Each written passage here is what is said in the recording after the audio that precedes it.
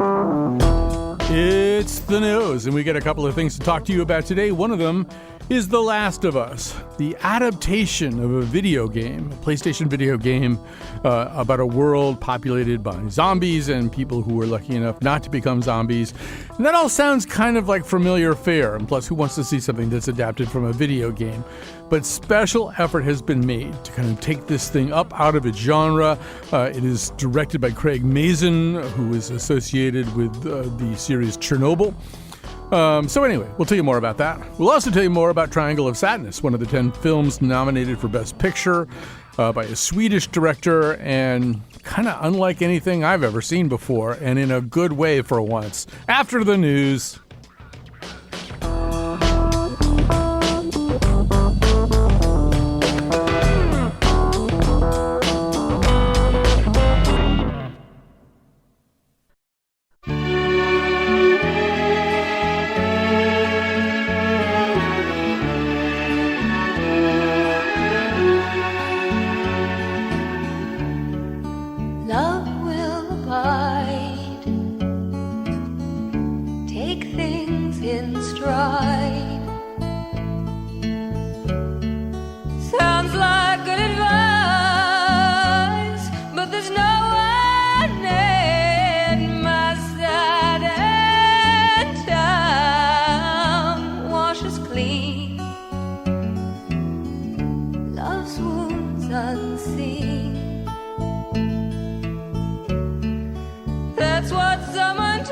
I guess I can't really get all the way up to the, title chorus.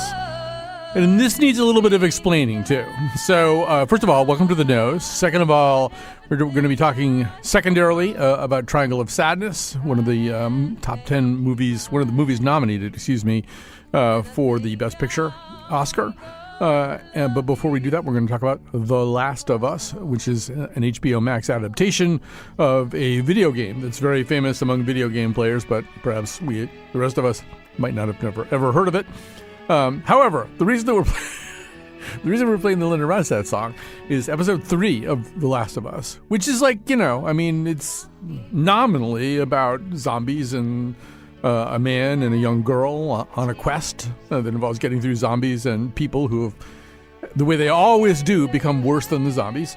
But it's also, the whole thing just pauses and tells this remarkable story of a long-term, unexpected gay relationship in like a, more than a decade-long gay relationship. And the trigger song is really kind of that song. And apparently, streaming activity of that song kind of went nuts after that episode 3 night. Everybody wanted to hear the song. I guess a lot of people. I don't know the video game. A lot of people didn't know that song. We're all different. Anyway, who's on the nose today? That's the real question. Raquel Benedict is the most dangerous woman in speculative fiction, and she's the host of the Right Good podcast. This is one of these things where I have to spell everybody's podcast. RITEGUD, because you want to look it up afterwards, right? Rebecca Castellani is co-founder of Quiet Corner Communications and a freelance writer. I don't have to spell anything, which is nice. And Sean Murray is a stand-up comedian, writer, and the host of the Nobody Asked Sean, SHAWN podcast. All right, that's all the spelling I'm going to do, unless I mention. Although I have to say, I listened to something called the Frank Film Podcast. Do any of you know this one? It's Maisie Williams from Game of Thrones and 2 of her friends, and they're just terrific together. I just listened to them discuss Triangle of Sadness, and I learned all kinds of things that I had not known. So, early recommendation. All right, so Sean, I think you kind of have to kick things off for us because you're the person who's played the video game. Although, let me just preface that by saying, and there's a very long and very good New Yorker article about this, the whole project here is to make a series that a non-video game appreciator could enjoy, and one that isn't bound by the inherent limitations of a video game or whatever was in the video game. So they are as much in the business of violating a lot of the precepts and ideas of the video game or dramatically altering them as they are making the whole thing work so that fans of the video game don't get mad when they watch it. So I don't know, maybe just can you just kind of give us a sense of how these two things track, Sean, the video game and the HBO Max series? Well, thank you, Colin, for the opportunity to do so. Sean and I are very formal with each other. Yes, professional relationship only. I think this. I'm a huge fan of the Last of Us video game. One of my 5 favorite video games of all time. I think it's an excellent game, and I think this is an excellent show, partially because it does a great job of following the video game story, but not being afraid to deviate or alter or enhance elements of the story that don't fit the medium. I think a lot of people a lot of fans of something that's being adapted often complain this is different from the game, or this is different from the movie or the book. And it's of course it's different. It's a different medium. It's a different thing entirely. I heard a lot of people say that they don't like Joel, the character, the lead character played by Pedro Pascal in the Last of Us show. Not even as a complaint. It's he's not a likable guy. He's not supposed to be likable. But in the game, you don't care that he's not likable because you play as Joel. Even whether or not you agree with his decisions or you like his attitude, you kind of internally you accept it because he is you, essentially. So, and that's one of the hard things about adapting video games is that how do you convert the feeling that you get as a first person participant in a game to this medium. And I think they've done an excellent job of there's a lot more zombie or infected encounters in the game than there is in the show, because at some point how many zombies can you see? We get it's scary. In a show you need to have actual drama. In a game you need to keep people wanting to you can't only just walk around and just talk to people. I mean, there are games like that, but I don't know. It's a great show, great game. All right, so before we go to Rebecca and Raquel, let me just let you hear a little bit. I mean, and maybe to set this up for Rebecca, I think the show either works or doesn't work. A lot of it depending on the relationship, the way the relationship is played out and spelled out between the two protagonists. Pedro Pascal, as Sean said, plays Joel Miller. He's a guy in his 50s, kind of feeling every day of his age as he tries to get through the decades in the kind of post-apocalypse or ongoing apocalypse, really. Bella Ramsey is Ellie Williams, a young girl who appears to hold a possible medical key to dealing with the zombie apocalypse somewhere in her genetics. Both of them were in Game of Thrones. They had no scenes together, I believe, but they're both in Game of Thrones.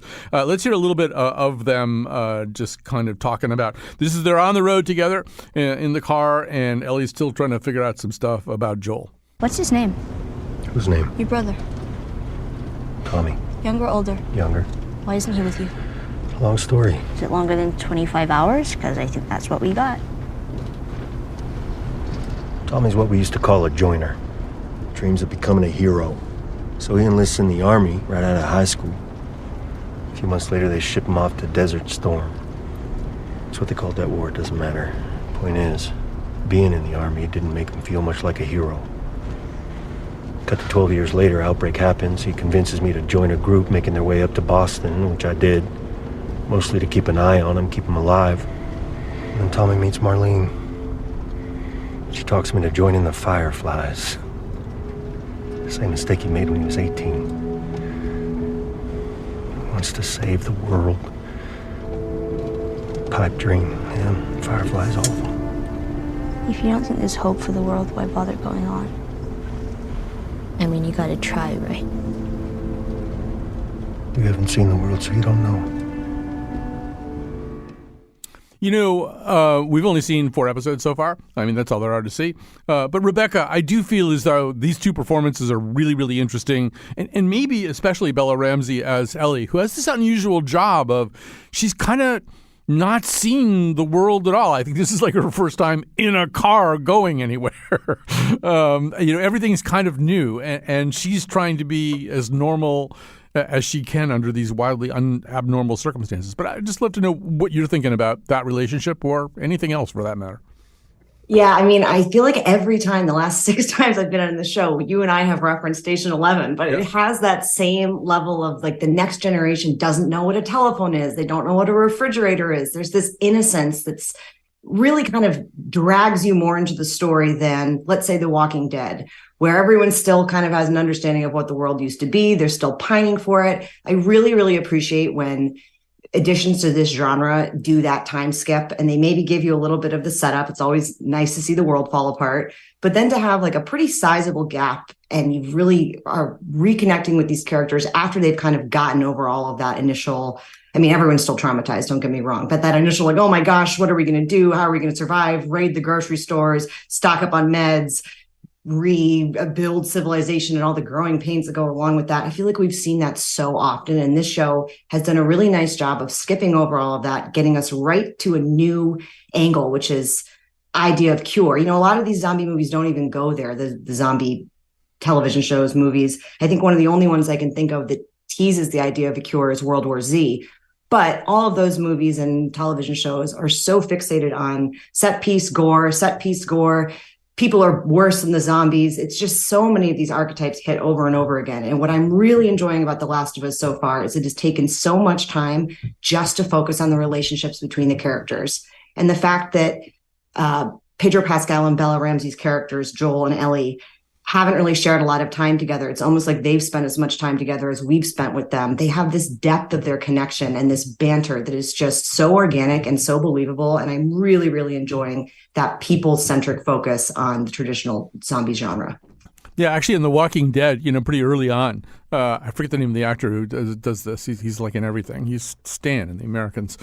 He's like the last guy at the CDC, and he blows up the CDC. Yes, like so much for my gosh, which actually turned out to be kind of prescient in terms of like how well the CDC functioned during the actual pandemic. But so. And the other thing about all the things. I mean, shout out to Chris Ryan and Andy Greenwald, who pointed out that the sort of the second major venue for the series is Boston, and the pandemic started in 2003, which means that nobody in Boston saw the Red Sox win the World Series. They're just like there's like all these things that they don't know. So Raquel, maybe as the most dangerous woman in speculative fiction, maybe you could say a little bit more about this, how they're structuring the plot, what it looks like to your eyes. I mean, this is sort of a road story. This is a story about a journey rather than sticking in one place and trying to defend it and falling apart, because this is following the structure of the video game. And that's not, well, I'm not trying to sound like a jerk, but I kind of have seen that before in a lot of zombie and post-apocalyptic fiction. I mean, there's Cormac McCarthy's The Road, which isn't a zombie story, but it's a post-apocalyptic story. There's Gretchen Felker Martin's Manhunt, which is another post-apocalyptic zombie-ish journey story that focuses on relationships. So I mean, I don't think this is a bad show. I think it's decent, but it's just, for me, there's not quite enough in it to differentiate it from the many, many, many, many post-apocalyptic and zombie things that we've had since George Romero's Night of the Living Dead. Is there anything that they're doing? I mean, yes, there's this kind of interesting relationship. And I agree, we've seen stuff like that before. It could even be argued that whatever that horrible Obi-Wan Kenobi thing was on Disney Plus, where you see the young Princess Leia, and there's this kind of, she's doing a lot of wisecracking with him about what a janky Jedi he turns out to be. So yeah, we've seen that before. I don't know. Well, actually, Raquel, help us pivot towards one of the things that has been kind of interesting and controversial. I mentioned it before. Maybe we'll just play a clip. This is going to be A3, Kat, but this in the middle of the early part in episode 3, they just pivot towards this kind of bottle episode that takes place in the house of a guy played by Nick Offerman, a survivalist who unexpectedly lets a man into his life, and they turn out to be a very loving and supportive gay couple. This is A3. This is my street, too. Just let me love it the way I want to. And I'm fixing up some of the shops. Whoa. Not the stupid ones, just the wine shop and the furniture store. And the clothing boutique. The boutique? Are we hosting formal garden parties now? No. But we are going to have friends. Excuse me? We're going to make friends. And we will invite them to visit. We don't have friends, Frank. We will never have friends because there are no friends to be had. I've actually been talking to a nice woman on the radio. You what? I should probably mention that Frank is played by Murray Bartlett. I think most recently seen in season 1 of White Lotus as the hotel manager, the beleaguered and besieged hotel manager. I also should tell you it's Noah Emmerich who blew up the CDC. Pants is feeding me all this stuff now. And that the series I couldn't think of the name of is actually called Obi-Wan Kenobi. All right, so that brings us up to date. But so Raquel, this is maybe, if anything was going to maybe raise the antennae of video game completists, this is a little bit of a pause. Apparently, the relationship is kind of mentioned in the video game, but certainly not developed this way. I don't know. Was that anything new? Did that feel like it was something that could get you not thinking about all of the precursors?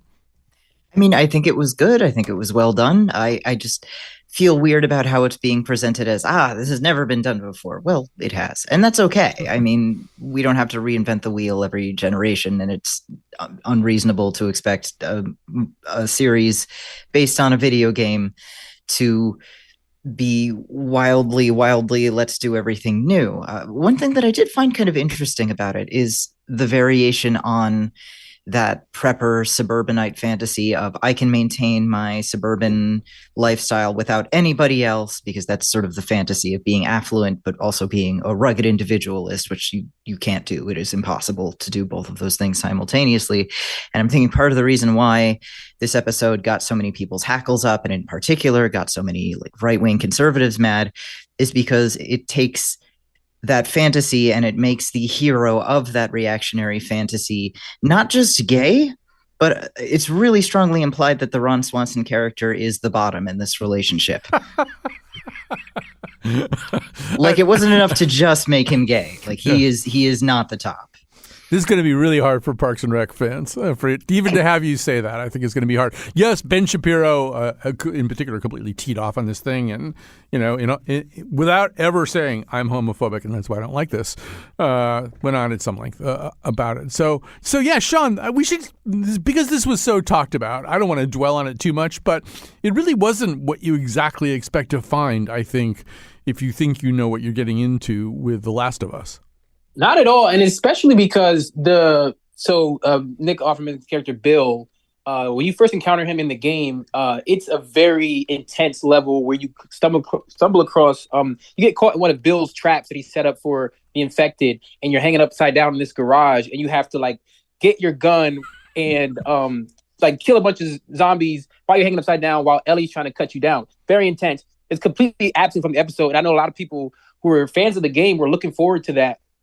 Seeing that scene, but it wouldn't be rendered the same on screen because you're not playing as Joel when you're watching the show. You're watching it happen, and it's like, again, like I said before, how many times do you see it's a scary zombie before you're like, hey, this is kind of getting old. And honestly, it's one of my favorite levels in the game. I don't miss it at all. It's because what the story that was told was so much more it was an interesting story. That scene is very intense and fun, but it's what they did with these characters is expands on what is that relationship is present in the game, but it's talked about you find about it in conversation and reading notes and stuff, but expanding on it and making it a real emotionally engaging and heartwarming story is way better. And that's what I like about adaptations is you can find avenues to make the story something that fit this medium rather than trying to mimic the game. So we have to talk about at least one more thing here. So in episode 4, they've made it to Kansas City. I'm going to try to do this without spoilers, but they made it to Kansas City. It's 2023 in the time of the series. So they make it to Kansas City, and of course, most of the people in Kansas City are in New Orleans for the Super Bowl because the Chiefs are in. No, they're not. There's nothing like that's happening. The whole thing is just devolved into this hellscape. But Rebecca, although you and I often argue about subtexts of things, I think we have very similar tastes about a lot of stuff. And I'm guessing that you're as excited about Melanie Linsky as I am. So when we arrive in Kansas City, the people are the problem, much bigger problem than the zombies. So it looks like there's this kind of zombie cake that's rising in a basement somewhere. There's 4 and 20 blackbirds that are zombies are going to break out of it a little bit later. But that hasn't happened. So people highly militarized, crazy people. And Melanie Linsky plays Kathleen, who's leading this armed resistance. And she's Melanie Linsky, which means like she's not jacked. She's Melanie Linsky. She's like this soccer mom who said, this would be so much easier if I had a lot of guns and nobody could talk back to me. But I don't know. Just I'm dying to know your reaction, actually. I was thrilled. I mean, I loved Yellow Jackets. I love that we're having a Melanie Linsky Assance, just like the Pascal Assance. I was so excited to see her pop up. I actually didn't know she was going to appear in the show, so I was genuinely surprised to see her and delighted. And I think that maybe what I was trying to get poorly at earlier was that unlike a lot of the stuff I have seen, it tends to be like really POV focused, whether it's Rick or the father in the road. I do feel like the show is doing a really, really good job of letting the ensemble cast have their moment to shine. And even though Melanie Linsky wasn't on screen for that long, she really made an impression. The writing for her was fantastic. And I think that's what I'm really kind of latching onto when I say this one feels different. It just feels like instead of doing what the game did, which is, you go from conflict to conflict, you kill a bunch of zombies, like they're giving us these backstories. And it's not, as much as Joel and Ellie are obviously the central two, they're spending a lot more time getting to know the other people surrounding it and really humanizing them. And I don't think anybody can do more with less in terms of being a really human character than Melanie Linsky. So perfect casting. Hopefully she sticks around and we see her for a little bit longer. But even if it's just another episode, I feel like I'm going to be content because she is such a powerhouse performer. Yeah, no, I want more than one episode, but I think your instincts are probably pretty accurate. It feels with zombie shows, it tends to be a short stay. Right, yeah. And I mean, I'm not going to say who she kills the first time you see her kill somebody, but it's like it's the most incredible kind of existential violation I can possibly imagine. And it's Melanie Linsky, so she still has that little sweet little kind of, teeny little voice of hers. And, and she's not some kind of tomb reading, athlete or something. So I don't know, Raquel. I don't even know what I want to ask you next. Although, do you want to talk about Melanie Linsky and Kathleen? I think it's great casting. It's kind of fun seeing a woman who's, I feel like her role is just a Karen in the post-apocalyptic society, which is the most terrifying thing I could possibly imagine. Yeah, so it's basically asking the zombies if they really are bird watchers. So Sean, I don't know. We probably need to wrap this up pretty quickly here, but there is a sense, I think, for some people that this needs to move faster, that there's an awful lot of time being spent on exposition and stuff like that. And in a way, you've already answered that question, which is it's just not possible to recreate the video game. It wouldn't be worth doing. We should say the guy who's adapting it, did I say this already? It's Craig Mazin, who did Chernobyl, which won every freaking award in the world, and which, to my embarrassment, I have not seen, although I'm going to go back and watch. But there's kind of a sense that there's another artist here, Mazin, who really does have a kind of interesting vision you want to see completed. I don't know, as somebody a little into the adrenaline of video games, are you okay with all this? Yeah, I think the pace is fine for me. Like I don't know, like they want them to get to Wyoming in a day? Well, they are driving pretty fast anyway. They say stuff like, yeah, we'll be in Wyoming in 18 hours. And I'm thinking, no, you won't. There's no traffic, Colin. Yeah, no, it does. I do want to also shout out Sean Ryan and Chris Ryan and Andy Greenwald, who are also pointing out the whole thing is being shot like in the Calgary area. So like everything kind of looks like, at one point they start up a thing. There's a CG that says 10 miles west of Boston. That was so funny. Yeah, it doesn't look anything like 10 miles west of Boston. I've been there. There isn't anything like that there. But we're going to cut them some slack on that. All right, let's take a quick break here. We're going to come back. We're going to talk about Triangle of Sadness.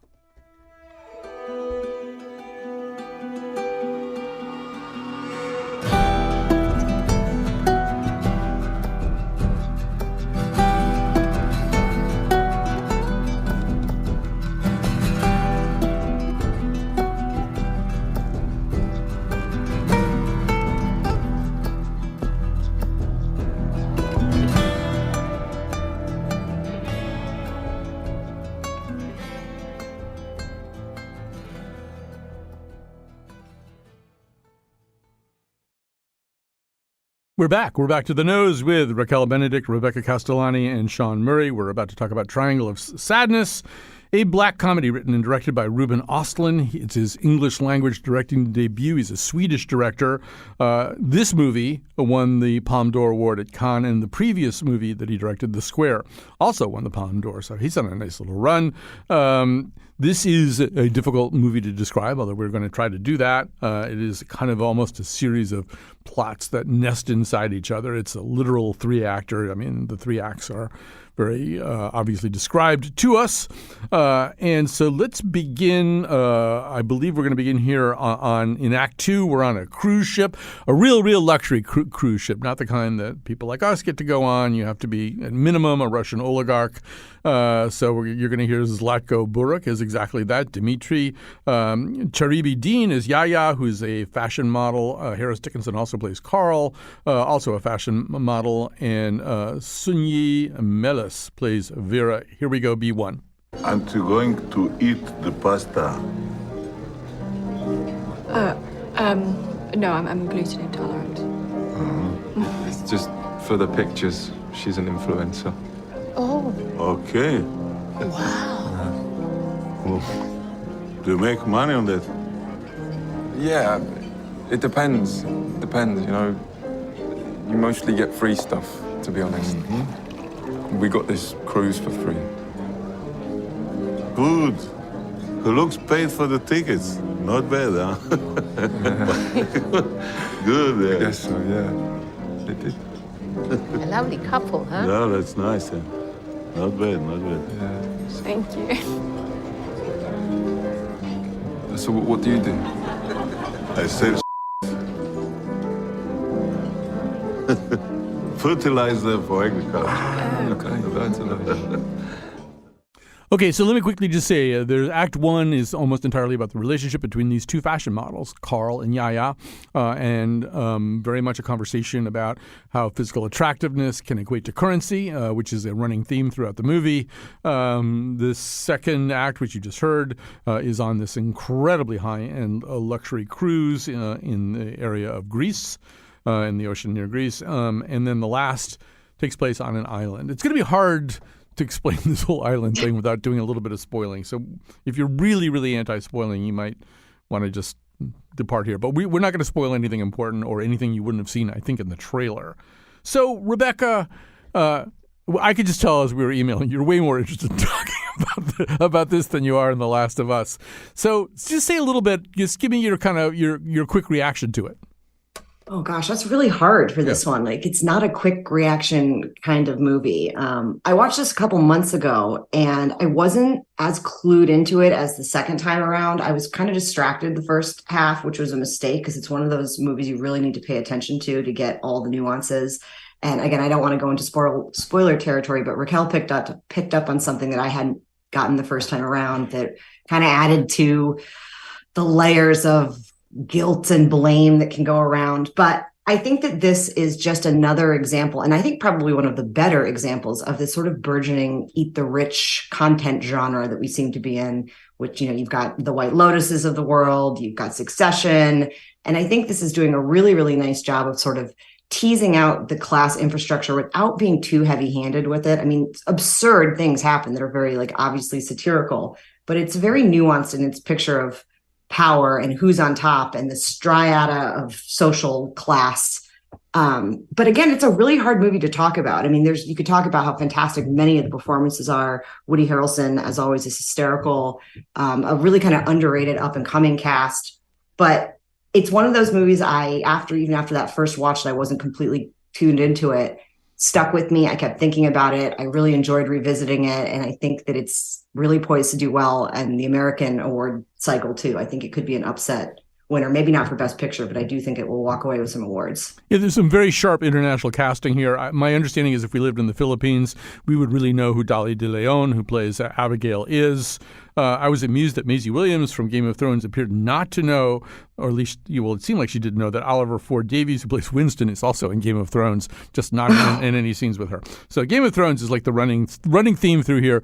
Also diarrhea. I believe there's a diarrhea joke in episode 4 of Last of Us. Yes. And then there's just lots of diarrhea in this movie. There's no getting around that. So, Raquel, first of all, did any of us watch this in movie theaters? Did any of you guys do that? I wish.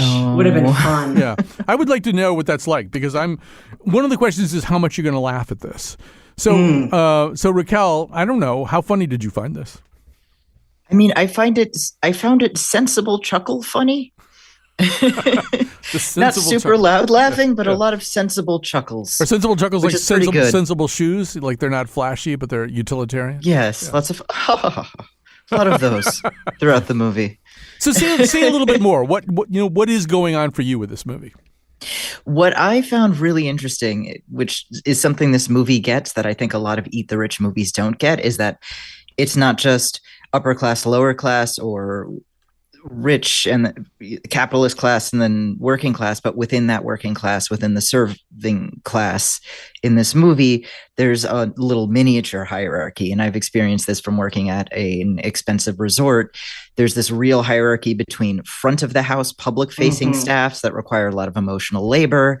So that's like waitress, that's hostess, that's bartender, and then back of the house staff, which is like cleaner, dishwasher, maintenance guy, that are not tipped, and it's more physical labor, more sanitation labor, and the people in front of the house tend to be whiter and prettier, and they make more money and make nice big fat tips, and the back of the house staff tend to deal with a lot of the grosser, grimier, more physically taxing stuff, and they tend to be non-white. They're more likely to be foreigners, non-native English speakers, and I don't know a nice way to put this, but not as conventionally hot, which is something that was really, really striking in this movie.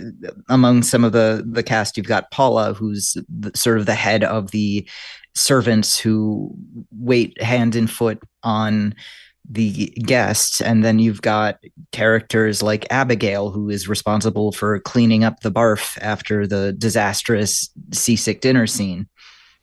Right. Well, I mean, and not to, hammer a nail too hard into this, Raquel, but I mean, one of the, subtext all the way through this is if you are attractive, you can trade that to somebody with a lot more power and resources than you have. Absolutely. And if you have power and resources, you can get attractiveness at a scale that your own physical appearance doesn't, quote unquote, entitle you to, right? Yeah. And I thought it was so interesting in the way they do that with gender. In the beginning, Carl's a male model, and he's kind of frustrated because male models don't make as much as female models do. And he's trying to have this egalitarian relationship with Yaya, but Yaya out-earns him by a whole lot. She's much more popular than he is. She's got a much better career. And he's frustrated. But then again, it's because in a patriarchal society, female beauty is more valuable than male beauty, because who's buying it? Well, it's being bought by sort of powerful men. There's a point in this film where we end up in a sort of matriarchal situation, and that's finally when Carl's beauty is a lot more valuable than Yaya's. Yaya's beauty is kind of irrelevant, and Carl's is actually something valuable, and both of them feel kind of weird about it. Yes, I think that's an understatement, but yes, and beautifully described as well.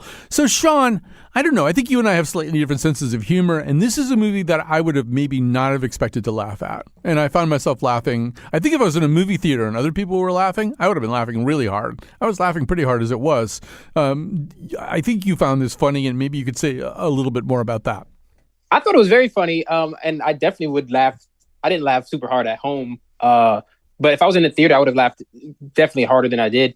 And especially because I just watched Superbad the other day, and I was laughing like really hard at that. Like, and that's one of my favorite movies, but I didn't know if it was gonna like still be that funny to me. But even after watching Superbad, I found this funny. I don't know. That doesn't do anything. But the point is, recently they've actually one of Ruben Östlund's other movies, Force Majeure, was remade in America, starring Julia Louis-Dreyfus and Will Ferrell, and it was like a paltry like imitation of what makes that movie funny and good. And that's what I felt like I was saying when we were talking about this before prior to the show.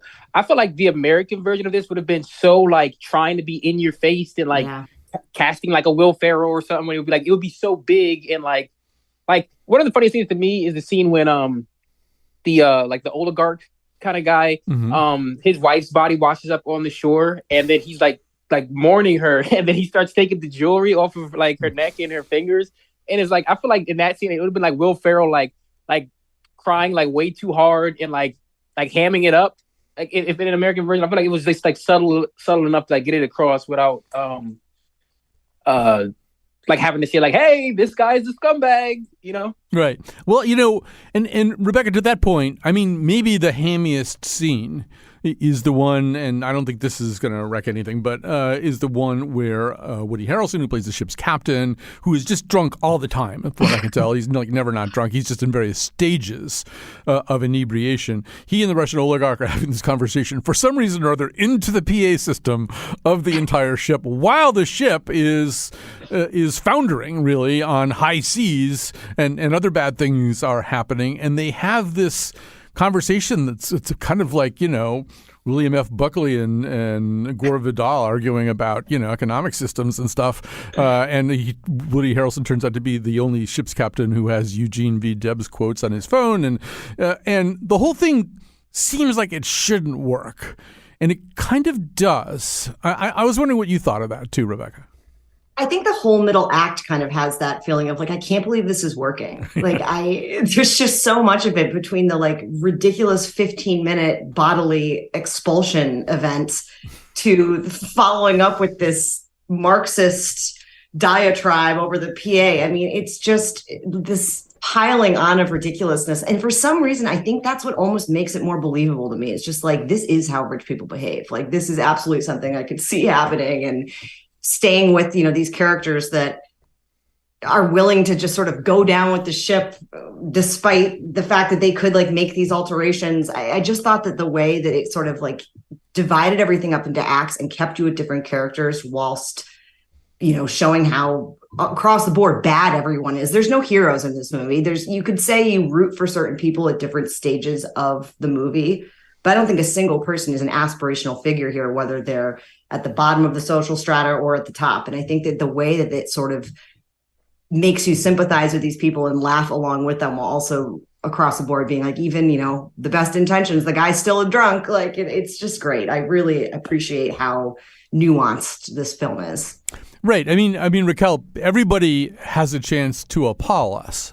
And sometimes we have a chance to maybe root for those people. I just wanted to say one thing about all this, and I don't know whether this is interesting or not, but one thing that I discovered is that Ruben Östlund, his style of directing is that every single scene, the actors improvise the scene for 20 takes with no expectation that that's going to be used. Then they go into kind of Final Jeopardy, where there's 5 takes. Where they really have to make it work, and he hits a gong before the fifth and final take. Like, that is insane. Like they could have put that in the movie.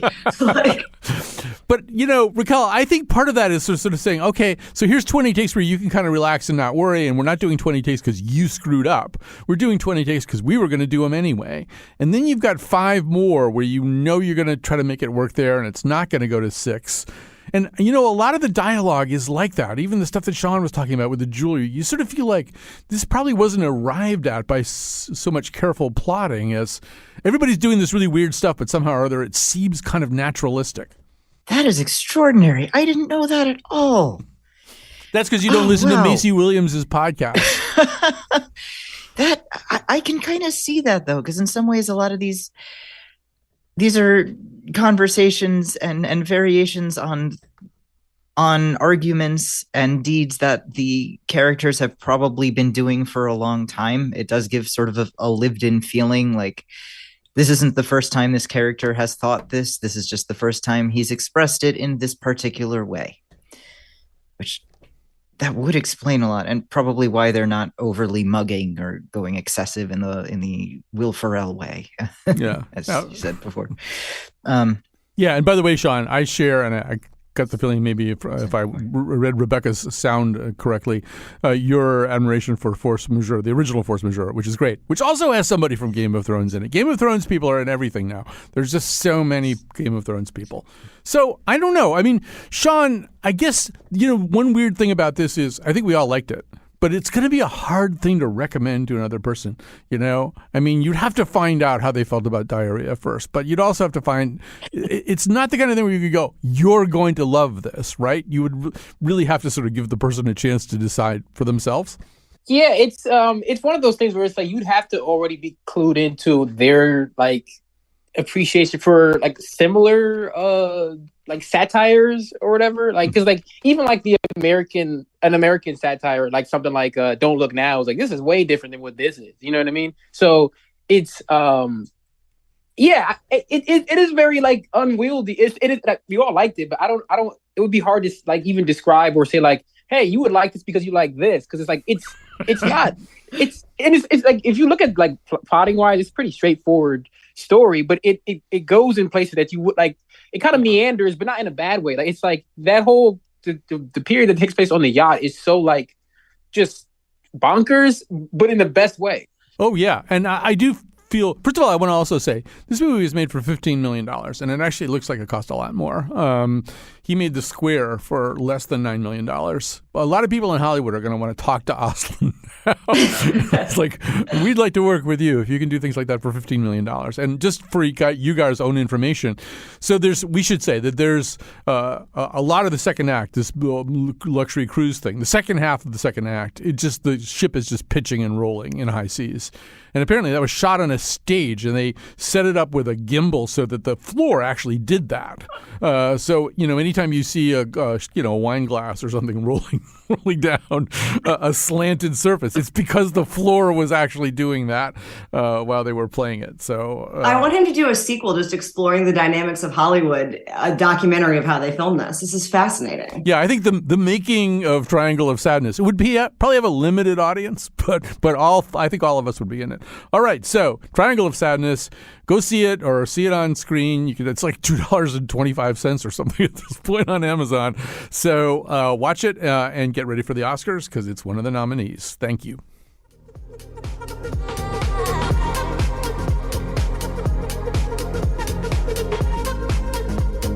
We gon' make it through.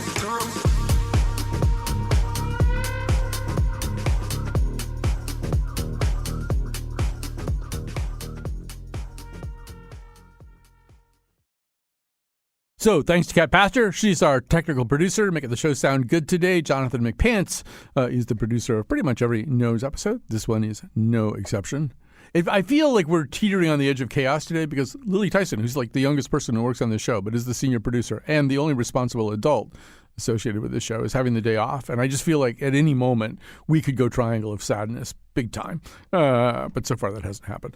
All right, time to get the wonderful panel we have today to make some recommendations. Sean Murray, why don't you get us going? I would like to recommend, I just read Waiting for the Barbarians by J.M. Coetzee. Mm-hmm.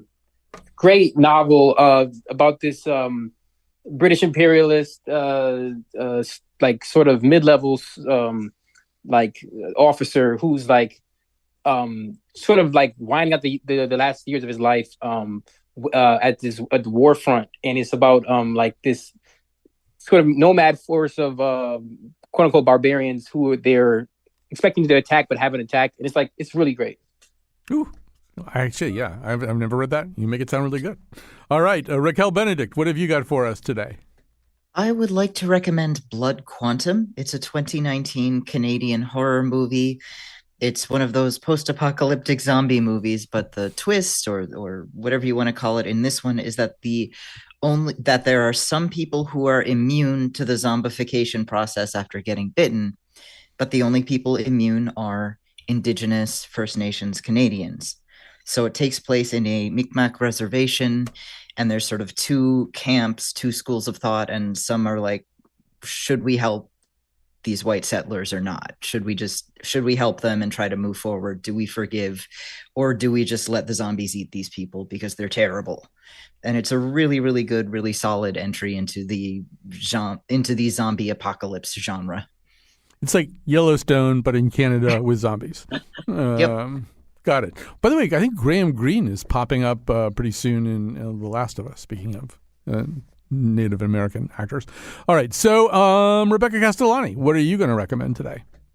Okay, well, I've been looking forward to doing this show so I can recommend this documentary that I've been thinking about nonstop since I watched it in December, and that is Goodnight Oppie on Amazon Prime. It is a documentary charting the true story of the Mars rovers Spirit and Opportunity and their incredible mission that was supposed to be 90 days and ends up being much, much longer than that.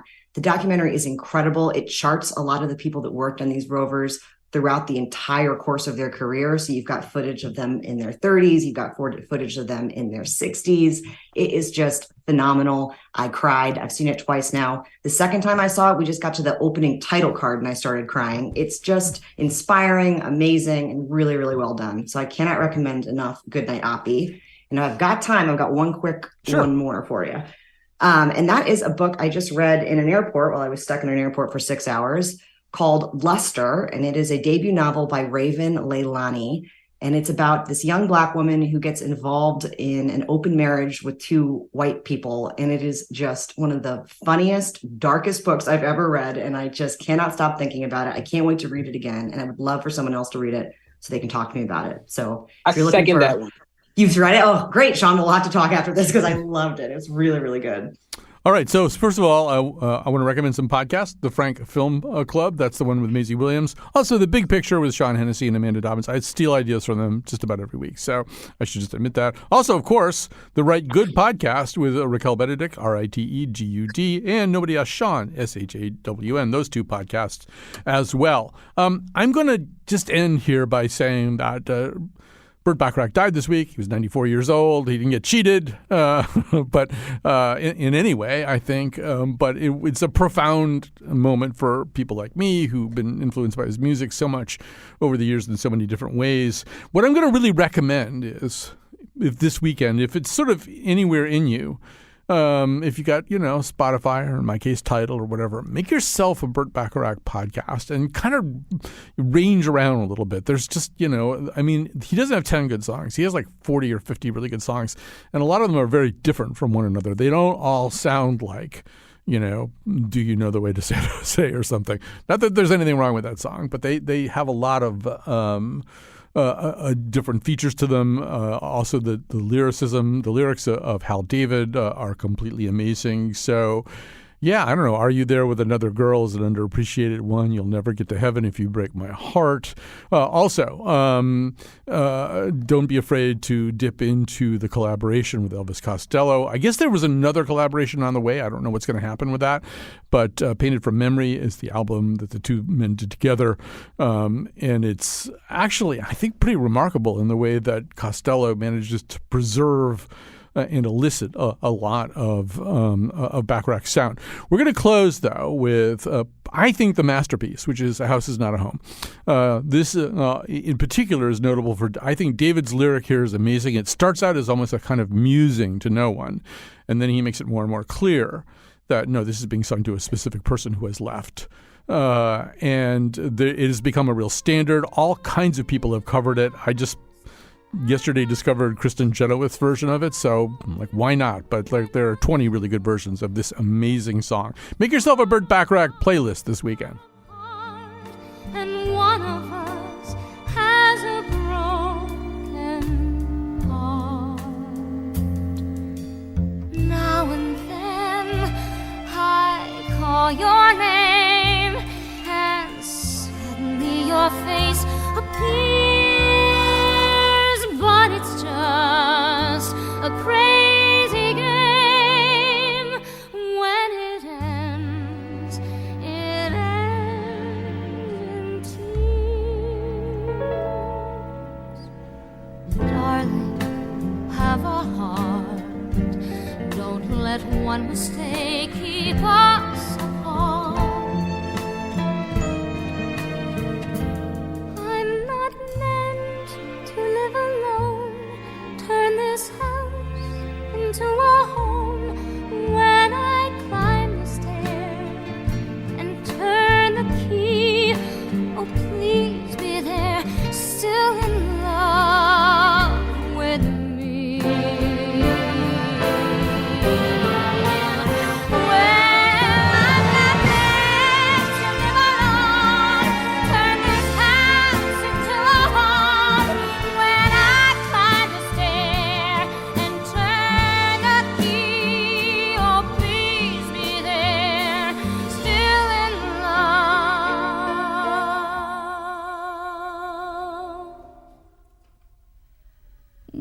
with me.